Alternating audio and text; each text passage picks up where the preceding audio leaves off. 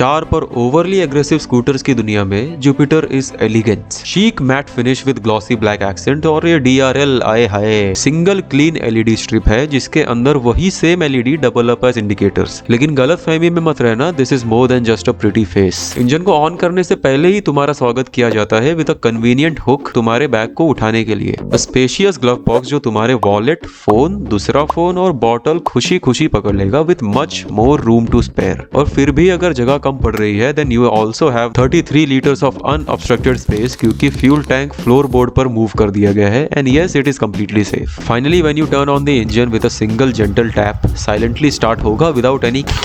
Semi hybrid technology means कि इसका engine start होता है विद जीरो फ्यूल कंजम्पशन। वहीं पर एक normal scooter approximately 0.3 ml fuel P जाता है सिर्फ इंजन स्टार्ट करने के लिए। थ्रॉटल घुमाने पर engine go smoothly and linearly बिना किसी जर्क या पावर लॉस के टिल 60 km/h। इससे ऊपर मैं नहीं गया क्योंकि it was a new scooter. Suspension की तो बात ही नहीं करूंगा क्योंकि इवन ऑफ द रोड ये मुझे ना ही कहीं बाउंस कर रहा था ना ही कोई पैनल्स बज रहे थे, just plush smooth sailing. Road पर कितना कंफर्टेबल है ये जानना है तो I have gone from Vasai all the way to Churchgate and back एक बार में with a pillion and 2 bags. 12 inch wheels मतलब बम्प्स के ऊपर इजीली रोल ओवर होना as oppose to the competitors 10 inch. और लंबी सीट होने के कारण you can sit all the way back और फिर भी pillion has enough room to move around. ये वाला ड्रम वेरिएंट है and still very capable of stopping the fully loaded Jupiter quickly and reliably. Combine this with a mileage of 35 to 45। All in all ride quality की बात कर ही नहीं सकते because there is nothing to complain about, absolute zero. लेकिन बाकी चीजें जरूर है to complain about.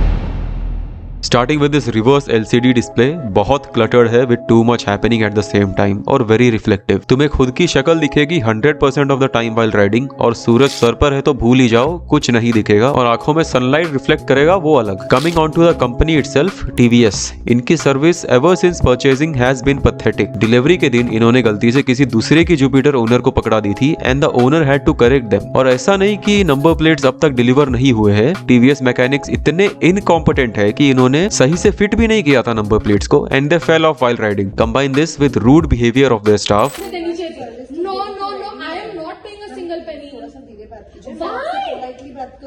Because you are at fault. I am not going to be. Why we are at fault? आपकी साइड से नंबर प्लेट गिरी है अभी। एक मिनट आप आप रिकॉर्डिंग मत करो।